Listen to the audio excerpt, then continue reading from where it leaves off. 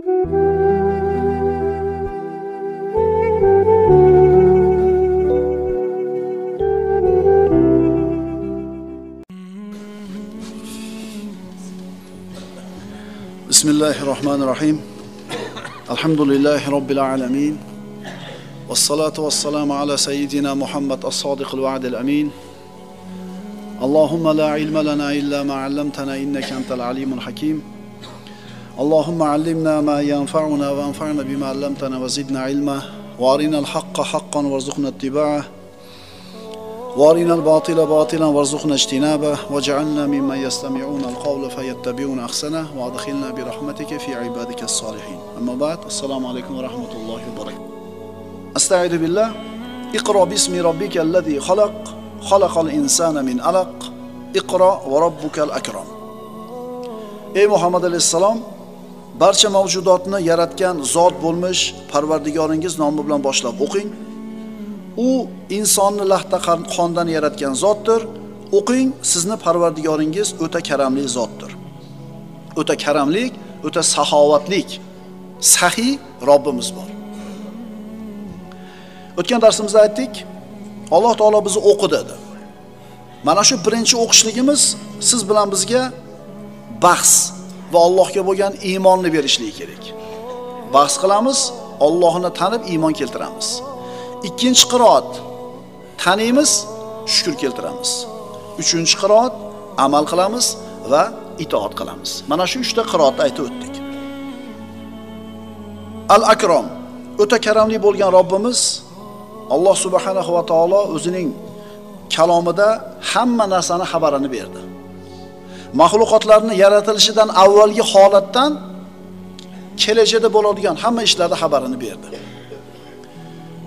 Nimaga keldik dunyoga? Qayoqdan keldik? Qayoqqa ketamiz? Boradigan joyimizda nima bor? Mana shularning hammasini mana shu karamli Al-Akram Robbimiz bildirdi. Bugungi darsimizda bitta savolga javob topamiz. Kimdir savol berishi mumkin? Agar Alloh taolo o'ta karamli bo'lsa, o'ta saxovatli, saxiy bo'lsa, nimaga hamma musulmonlarni boy badavlat qilib qo'ymaydi? Shu savol kelganmi kallanglarga? Nimaga kofirlarga bergan dunyoning zebi ziynatlari, hashamatlari, qulayliklari hamma musulmonlar ustida bir xil emas? Axir Alloh al-Akram, o'ta karamli, saxiy zot ekan u. Shu savolni javobini topamiz bugun. Ehtimol ba'zi ma'nolar takror aytilar, lekin mana shu savolning javobini yaxshilab tushunib olsak, qalbimizga sakinat, qalbimizga xotirjamlik kiradi. Mushtdek keladigan ko'mir necha gram chiqadi? 621 gramga rozimisizlar? 600 gram. Mushtdek keladigan almas qancha bo'ladi narxi? Demak, savol, nima uchun Alloh taolo hamma mu'min bandalarini boy badavlat, sog' salomat, yegani oldida yemagani ketida qilib zo'r qilib qo'ymadi degan savol keladi kallaga. Axir Al-Akram o'ta karamli ekan u. Birodarlar, din ishi 3 ta doiraning ichida bo'ladi. Diqqat qilinglar. Birinchisi his qilinadigan ishlar. Ya'ni mana shu his qiladigan a'zolaringiz 5 tami? Shu jasadingiz bilan his qiladigan narsalar. Bu issiq, sovuq, shirin, achchiq, yumshoq, qattiq, xushbo'y va badbo'y. Jasadingiz bilan his qiladigan, his qilish a'zolaringiz bilan his qiladigan ishlar, hissiy ishlar. Ikkinchi ishlar aql bilan taniladigan ishlar. Ya'ni bu shunday ishlarki, o'zi g'oyib, ko'rinmaydi, lekin shu narsani asari bor. Masalan, inson shu asarlarga qarab turib aqlini ishlatadi, top oladi. Ya'ni koinotni qaraydi, fikr qiladi, tadabbur qiladi, uni yaratgan zotni borligini taniydi. Shunaligan birinchi ish his qiladigan ishlarimiz, ikkinchisi aqlimiz bilan fikr qilib topib oladigan ishlar, uchinchisi bu shunday turdagi ishlarki, o'zi ham ko'rinmaydi. Asari ham yo'q. Uni qanaqa qilib olamiz? Ya'ni his qilib ham uni bila olmaymiz, aqlimizni ishlatib ham topa olmaymiz. Bunday ishlar misoli farishtalar va jinlarning borligi. Farishtani his qilasizmi? Ko'z bilan ko'rasizmi? Qo'lingiz bilan ushlaysizmi? Yo'q. Demak, his qilib buni bilmaymiz. Aqlimiz bilan topa olamizmi farishtani? Chunki asari ham yo'qdi uni topa olaylik desak. Yo'q. Endi bularda borligini qayerdan bilamiz desa, bizga kelgan sodiq xabarlarni qabul qilishimiz bilan, dinimizni yaxshi o'rganishlik bilan ularni bilib olamiz. Diqqat qilasizlar, mana shu 3 ta ishni uchinchisida ketadi gap. Demak, birinchi ishlarni anglashlikda bu his qilish a'zolarimiz asbob. Ikkinchi turdagi ishlarni bilib olishimizda aql asbob. Uchinchi ishlarni anglashlikdagi asbob sodiq, rost xabarlarni qabul qilishimiz, ya'ni iymonimiz. Biz jannat, do'zaxni ko'rmadik. His qilmayapmiz, aqlimiz bilan topa olmayapmiz. Lekin kitobi sunnatda jannat bor dedi, bo'ldi, iymon keltiramiz. Do'zax bor dedi, iymon keltiramiz. Mana shu sodiq xabarlarga ishongan odam mu'min bo'ladi, shunga ikkilangan odam kofir bo'ladi. Ikkita vahiyda, kitobi sunnatda xabar keldimi, biz buni aniq bor deb ishonamiz. Shuning uchun mana shu narsani qabul qila olmagan odam bilan iymoniy masalalarni bahs qilishning hojati yo'q. Kim ko'rib kelibdi do'zaxni, jannatni deydi. Bilasizmi? Bironta odam o'lib tirilganmi deydi. Chunki u ikkita narsaga qaraydi. Hissiga va aqliga sig'masa qabul qilmay qo'yadi. Shuning uchun bunaqa odam bilan siz iymon keltirgan narsani ustida nima qilmang? Bahs qilmang. U o'zi umuman tan olmayapti shu narsani. Hissi bilan, aqli bilan topgan narsasiga ishonadigan odam bilan g'aybiy narsalar haqida bahs qilinmaydi. Alloh taolo kimga ne'matlarni, xayriyatlarni bergan bo'lsa va bu mana shu ne'matlarni bu kishi toatga sarf qilsa, bu ne'mat haqiqiy ne'matga aylanadi. Mana ko'pchiligimiz bilgan oyat. Astagfirullah.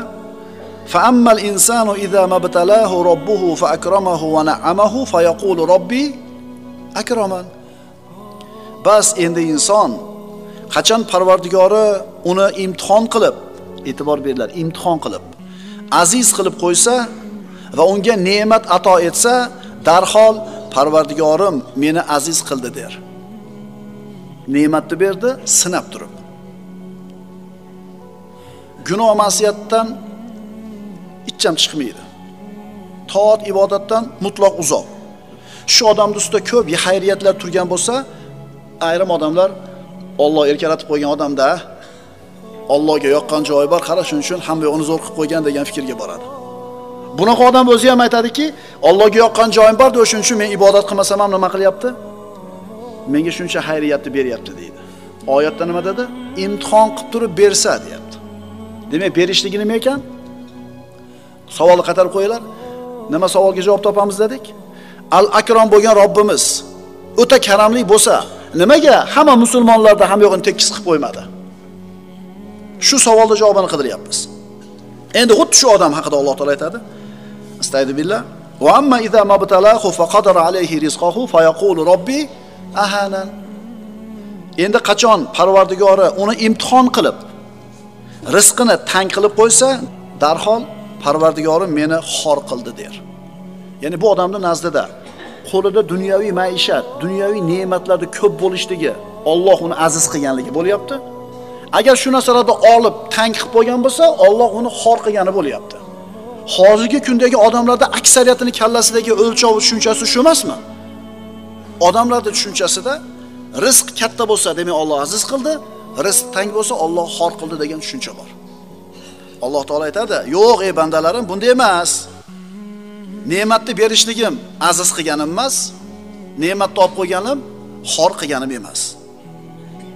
Ato qilishim ibtilo, sinov, man qilishim davo. Berishim sinov, imtihon, bermay qo'yishim sizlar uchun davo. Chunki o'sha narsani bersa nima bo'lishingizni bilmaysiz siz. Mol va davlat ne'matmi? Ha va yo'q. Sihat, salomatlik ne'matmi? Ha va yo'q. Mansab, obro', e'tibor ne'matmi? Ha va yo'q. Buni qanday tushunamiz? Agar sizga berilgan shu narsa toatga sarflanayotgan bo'lsa, bu ne'mat. Agar ma'siyatga sarflanayotgan bo'lsa, bu jazo. Ma'qulmi? Biz qachonki mana shu tushuncha bilan hayot kechiramiz, hayotga mana shu o'lchov bilan qaraymiz, shunda zo'r bo'ladi hamma yo'g'imiz. Payg'ambarimiz sollallohu alayhi vasallam aytadilar: "Badiru ilal a'mali soliha ma yantadiru ahadukum minad dunya." Ey solih amallarga shoshilib qolinglar. Sizlar dunyodan nimani kutyapsizlar? Mana endi hadisda payg'ambarimiz aytayaptilar: "Hal tantaziruna illa faqran munsiyan." Nima? Hamma narsani esdan chiqargizib yuboradigan kambag'allikni kutyapsizlarmi? Kambag'al odamning g'ami faqat shu non topish bo'lib qoladi. Tirikchilik bo'lib qoladi. Hech narsaga oshirmay qoladi. Kambag'al bo'lib qolishlarini kutyapsizlarmi? Avg'ina mutg'iyan yoki tug'yonga boshlaydigan boylikni kutyapsizlarmi? Kambag'almisiz, boymisiz amalni qilib qoling, shoshiling. Chunki kalla innal insana la yatgha arwahustagna. Robbimiz aytadi, dar haqiqat inson o'zini boy, behojat ko'rgach, albatta tug'yonga tushar. Agar boylik sizni tug'yonga olib ketayotgan bo'lsa, bu jazo bo'ldi sizga. Ne'mat emas. Aw maradon mufsidan. Yoki hamma yoqda fasodga uchratadigan kasallikni kutyapsizlarmi? Kasal bo'lib qolgan odamning g'ami nima? Faqat shu kasaldan qutulish. Hech narsa kallasiga kirmaydi. Aw haraman muqayyidan. Yoki ko'p ishlarni qilishdan to'xtatib qo'yadigan, bog'lab qo'yadigan, o'tkazib qo'yadigan qarilikni kutyapsizlarmi? Qarilik akalar, qarilik. Bu mashaqqat agar Alloh yengil qilmasa. Xohlagan narsasini yeyolmaydi. Yesa hazm qila oladi, yo'q qila olmaydi. O'tirsa tura olmaydi, tursa o'tira olmaydi. Ya'ni mana shu narsalar kelguncha solih amallarni qilib qolinglar. Mana shu Qur'on tilovatini doim qilgan, Qur'on tilovatida doim turgan kishini aqli qaraganda ham aynamas ekan, birodarlar. Mana namoz o'qiydi musulmon odam. 5 mahal namoz o'qiydi. Qiyomda turar ekan, shijoatli, rukuda shijoatli, o'tirganda turganda shijoatli. Mana shu poylari yaxshi ishlab turadi. Tipda shunday qonun bor ekan meditsinada. Ishlab turgan poylar, ishlab turgan muskullar kichaymas ekan, zaiflashmas ekan. Tushunarlimi? Demak, Alloh unga namozni farz qilgan kundan boshlab qoldirmay namoz o'qigan odammi? Nima bo'lar ekan? Sog'ligi zo'r bo'lar ekan. Shuncha aytiladi, 98 yil umr ko'rdi bir jalil ulug' olimlardan bittasi. A'zolari hamma yo'q o'rnida. Qanday qilib erishdingiz bu narsaga? Sayyidimiz bizga xabarini bering. Alloh sizga shunday bir salomatlikni beribdi. Siri nima? Deganida aytdi: "Ey bolam, bu a'zolarni Alloh yoshligimizda bizga omonat qilib qo'ydi. Haromdan saqladik, qariganimizda Alloh bizga saqlab berdi bularni. Ma asobakum min musibatin fa bima kasabat aydikum va ya'fun kathir." Nima musibat yetsa, o'zingizlar qilgan ish tufayli yetadi, deyapti Alloh taolo. O'tirib turgani qiylanyapsizmi? 40 ga kirib kirmasdan? Nimaga qiylanyapsiz? Semirib ketdingiz. Nimaga semirib ketdingiz? Harakatingiz yo'q. Yana nimangiz ko'p? Osh ko'p, go'sht ko'p, yeyish ko'p. Yana qaytarib aytamiz, nima musibat yetsa ustingizlarga, deyapti Alloh taolo, o'zingizlar shunga sababsizlar, deyapti. Yana men ko'pini kechirib turaman, deyapti. Demak, Alloh taoloning bergan xayriyatlari, in'omlari Allohning toatiga safarbar qilinsa, bular ne'mat bo'ladi. Shuning uchun mol davlat mutlaqo mukofot emas, mutlaqo jazo ham emas. Alloh bir bandaga davlat bergan bo'lsa, qalbi shukrdan erib ketishligi kerak. Chunki shu puli bilan o'zini tirikchiligini, maishatini to'g'rilab oladi. Shu molini faqir miskinlarga bersa, faqirlarning qalbidan joy oladi. Shu molini oxiratga sarf qilsa, oxiratdagi manzilatini yuksaltiradi. Shuning uchun qo'lida 3-4 chaqasi bor odam boshqalardan ko'ra ko'proq shukr keltirishlik kerak. Chunki senga berdi shu narsani va toatga sarflashlikka imkoniyat berdi. La hasada illa fi ithnatayn. Rasululloh aytdilar, faqat ikkita odamga hasad qilsa bo'ladi. Bir boy kishiga va bir Qur'on egasiga. Bu boy shunday boyki, boyligini kecha kunduz Allohning itoatiga sarf qiladi. Ikkinchisi Qur'on egasigaki, kecha kunduz Qur'on tilovati bilan kunini o'tkazadi. Endi qarang, shu yerda boyda boyligi havas qilinmaydi. Qilayotgan infoq ihsoni, qilayotgan savobli amal havas qilinadi. Mol Allohning toatiga sarf qilinsa ne'mat, sog'lik Allohning toatiga sarf qilinsa, demak u ne'mat. Yoshlik Allohning ibodati bilan o'tayotgan bo'lsa, demak bu yoshlik ne'mat bo'ladi. Va amma idza mabtalahu faqadara alayhi rizqahu. Endi qachon Alloh taolo sinab, rizqini tang qilib qo'ysa, Alloh meni nima qildi deydi? Xor qildi deb o'ylaydi. Ey bandalarim, meni bir narsani berishligim, ato qilishligim bu aziz qilganim emas, o'sha narsani bermay qo'yishim xor qilganim emas. Unisi ham, bunisi ham sinov. Nasiba, ulush. Dunyoga keldik, shu dunyoda bizning ulushimiz, nasibamiz bor. Havoda nasibamiz bor. Ovqatda, suvda ulushimiz bor. Shu dunyoga keldik, bizga ham ulush nasiba berilgan. Mol mulk nasiba, ulush. Sog'lik shunday. Zakovat ulush nasiba. Endi mana shu ulushlar, mana shu nasibalar odamlar o'rtasida har xil qilib berildi. Masalan, necha yil umr ko'rishingiz, topadigan pulingiz, huzur halovatingiz nimaga har xil qilib berildi? Mana endi boyagi savolimizga kelyapmiz-a? Alloh taolo al-Akram, o'ta karamli zot bo'lsa, nimaga musulmonlarda ham yo'g'ini tekis qilib qo'ymadi? Nimaga kambag'al, nimaga kasal, nimaga bechora, nimaga kamchilik yetarlik? Nimaga unday? Sog'lik bormi? Imtihon. Davlat bormi? Imtihon. Faqirmisan? Imtihon. Kasalmisan? Imtihon. Demak, hammasi nima ekan? Imtihon ekan. Bir juda ham chiroyli duo bor ekan, eshitib turinglar-da. Bu duo Imom Termiziydan keltirilgan ekan, Abdulloh ibn Yaziddan. Allohumma ma razaqtani mimma uhibbu faj'alhu quwwatan li fima tuhibbu.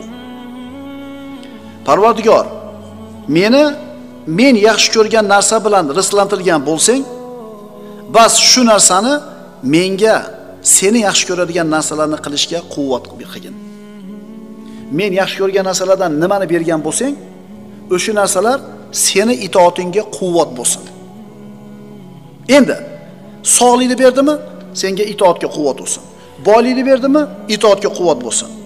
Jamiyatda bir mansab, martaba berdimi, haqni yuzaga chiqarish, adolatni qoyim qilishga quvvat bo'lsin.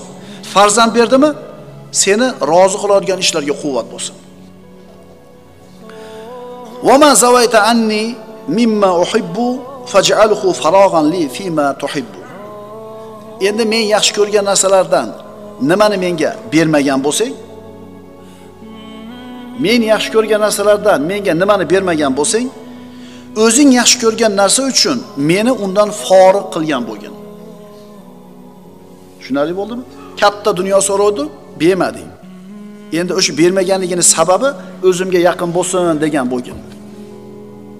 Chunki o'sha dunyoni berib qo'ysa, chalg'ib ketib qolishingiz ehtimoli bor. O'sha mansabni berib qo'ysa, chalg'ib ketib qolishingiz ehtimoli bor. Endi nimani men yaxshi ko'rgan narsadan, masalan, ko'p narsa so'raymiz, to'g'rimi? So'rayotgan narsamizni bermayotgan bo'lsa, buni yomonlik deb o'ylamaylik. Agar men yaxshi ko'rgan narsani menga bermayotgan bo'lsang, sen o'zing yaxshi ko'rgan narsalar uchun meni bu ishdan bo'shatib qo'ygan bo'lgin. Kishi mol dunyoni so'raydi, orzu qiladi, lekin yeta olmaydi. Umri davomida qo'li kalta bo'lib o'tib ketadi. Buni yomonlik deb o'ylamasin. Buni yomonlik deb o'ylamasin. Sabrdan boshqa hamma amalni mukofoti birodarlar cheklab, o'lchab beriladi. Faqat sabrni mukofoti hisoblamasdan beriladi. Sodiq mo'min banda turmush tarzini tuzatishlik uchun hamma sababni qiladi. Yuguradi, yeladi, mehnat qiladi, lekin natija u xohlaganiga bo'lmaydi. Mo'min banda, sodiq mo'min banda turmush holini, turmush tarzini yaxshilashlik uchun mehnat qiladi, yuguradi, yeladi, lekin natija u aytgandaqa bo'lmaydi. Shunda nima qiladi? Taqdiriga rozi bo'ladi. Sabr qiladi. Shuning uchun ajri katta bo'ladi. Biz bu yerda hech narsa qilmasdan Allohning aytgani bo'ladi deb o'tirib olgan odamga gapirmayapmiz. Tinmaydi, bechora tinmaydi, kecha kunduz yuguradi, qishin yozin yuguradi, lekin bo'lmayapti. Endi nima qilish kerak u?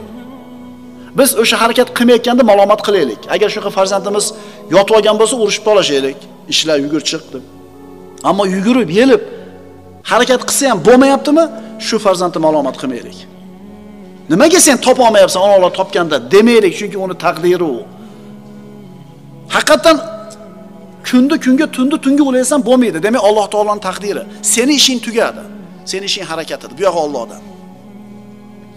Endi kufr olamidagi odamning holini qarang.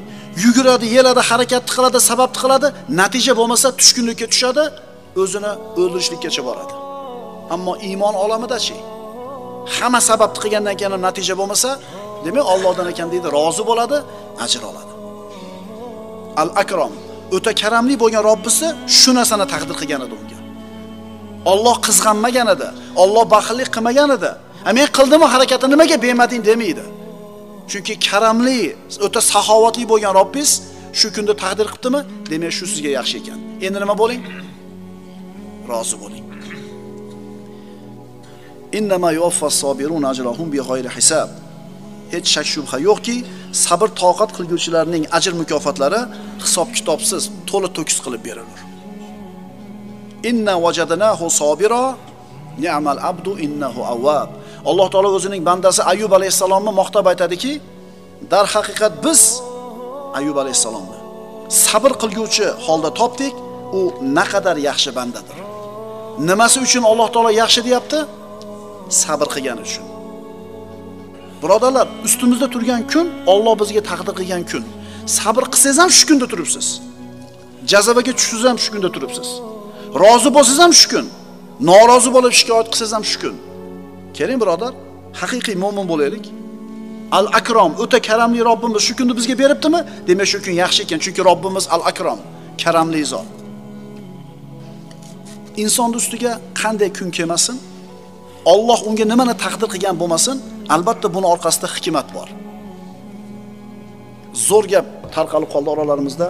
Mana dedi palon paytda mana qilganimizda moncha pulimizga kuyuvdik deydi-da, aytadiki, albatta buni ham hikmati bo'lsa kerak deb qo'yapti, bolalar. E'tibor beryapsizlarmi? Albatta buni ham hikmati bor deb qo'yapti. Pulga kuydi, 20 ming, 30 ming dollarga kuydi. Lekin nima deyapti? Buni bir hikmati bor deyapti-da, xotirjam. Mana kecha bitta ukamiz bilan mashinasida ketar, shuni aytayapti. Bir fura narsam deyapti, yo'q bo'lib ketdi. Olgan odam o'lib ketdi deyapti. Olgan nasiyaga olib ketgan, o'lib qolgan. Bolalarga borsam tanolmayapti deyapti. Deyapti-da, aytayaptiki, buni ham bir hikmati bo'lsa kerak deb qo'yapti. Eslaylar, Xizr alayhisalom Musa alayhisalom bilan uchrashib yurganida bir yosh bolani o'ldirib qo'yadi. 12 yosh bolani o'ldirib qo'yadi. Tushunmaydi, nimaga o'ldirding deydi. Bu katta bo'lganda kufrga, tug'yonga yetib, ota-onasini ham kofir qilib yuborardi deydi. Ota-onasini shu bolasini o'lganligi ota-onasi uchun katta musibat, lekin hikmati bor edi ekanmi? Va ma fa'altuhu an amri, men o'z boshimchalik qilib qilganim yo'q bu ishni, bu Robbimning buyrug'i edi dedi. Shuning birodarlar, qanaqa holatda turibmiz hozir? Iqtisodiy, siyosiy, ijtimoiy ahvolda. Demak, shu turishimizning nimasi bor? Hikmati bor. Hikmati bor. Va amma idza mabtalahu faqadara alayhi rizqahu. Endi Robbisi uni sinab, rizqini tang qilib qo'ysa, nima deydi? Alloh meni xor qildi deydi. Ota-onadan ko'ra farzandga mehribonroq odam bormi yer yuzida? Yo'q-a? O'sha ota-ona bolasi yeyman desa, bir muayyan bir narsani yegizmaydi. Menga ham beringlar desa bermaydi. Yig'laydi bola. Aytinglar-chi, shu ota-ona bolaga mehr shafqatlimi yoki shafqatsizmi? Bolasiga baxillik qiladimi shular shu yerda? Bola tushunmaydi buni. Hamma yeyapti, menga bermayapti, meni yomon ko'radi bular deydi. Lekin nimaga man qilyapti? Bir kasali bor edi, shuni yesa qo'zib ketar edi. Allergiyasi bormidi, oshqozonida kasal bormidi, suyagida, terisida kasali bormidi? Ammo bola buni hikmatini tushunmaganligi uchun ota-onaning ishiga norozi bo'lib turaveradi. Xuddi shunga o'xshagandek, siz so'rayapsiz rizqingizni keng qilishini. Siz sababini ham qilyapsiz, o'lib tolib ishlayapsiz, lekin natija siz aytgandek bo'lmayapti. Robbiz al-Akram, o'ta karamli zot. Demak, nimasi bor buni? Bir hikmati bor. Demak, ustimizda bo'layotgan ayrim ishlar bizga yoqmayotgan bo'lsa, buni tushunmayotgan bo'lsa, bu bizning ojizligimizdan. Lekin shubha yo'q, buni hikmati bor. Qiyomatda albatta nima qilamiz? Ko'ramiz. Shuning uchun mu'minlarda oxirgi duosi nima bo'ladi? Va axiru da'vahum anil hamdulillahi robbil alamin. Qiyomat qoyim bo'lib qilgan duolarini ijobat, dunyoda ijobat bo'lmaganligidan norozi bo'lgan. Qilgan harakatlari, qilgan duolarini hammasini bu dunyoda bermagan bo'lsa, buni hikmatini oxiratga borganda ko'rib turib, nima deyshadi? Oxirgi tilaklari esa butun olamlar Parvardigori Allohga hamd va sano bo'lsin deydi. Qiyomatga borganda ko'ramiz birodarlar, mana shu ustimizdagi ishlarda hammasini hikmatini. Nimaga musulmonlar hozir kambag'al? Buni ham bir hikmati bor birodarlar. Bejiz bo'lmayapti. Hammasining orqasida bir hikmati bor. Al-Akram, o'ta karamli, ulug' Robbimiz aytadi: "Ey bandalarim, meni bir narsani sizlarga berishim, ikrom qilishim emas. O'sha narsani bermay qo'yishim, xorlashim emas. Ato qilishim sinov, man qilishim davo. Ato qilishim sinov, man qilishim shifo." Faqat shu. Hali yosh bola yoqatni bermasa shifo bo'layotdi-yu. Masalan, shu qizil narsani esa allergiyasi qo'zib ketar edi. Bermayapti o'sha onorda. Unga bermayotganligi nima? Shifo. Faqat tushunmayapti bola buni. Shuning uchun biz ham birodarlar, Al-Akram Robbimiz bergan kunga nima bo'laylik? Rozi bo'laylik. Alloh taolo bir bandani yaxshi ko'rsa, uning ustiga sinovlarni yuboradi. Imtihonlarni yuboradi. Balolaydi. Banda sabr qiladi, duo qiladi, sabr qiladi, duo qiladi, Alloh taolo gunohlarini yuvadi. Mushdek ko'mir, mushdek almas. Agar hozir mushdek almas bo'lsa, 94 tonna tillani qiymatiga teng bo'lar ekan. 94 tonna tillani qiymatiga teng bo'lar ekan mushdek almas bo'lsa. Mushdek ko'mirning narxi qancha? Mushdek almasning narxini aytdim. 600 gram, 600 gram. Almas o'zi asli ko'mir. Uzoq yillar yerda tagida qattiq siquv bosim ostida uzoq muddat turar ekan, ko'mir almasga aylanar ekan.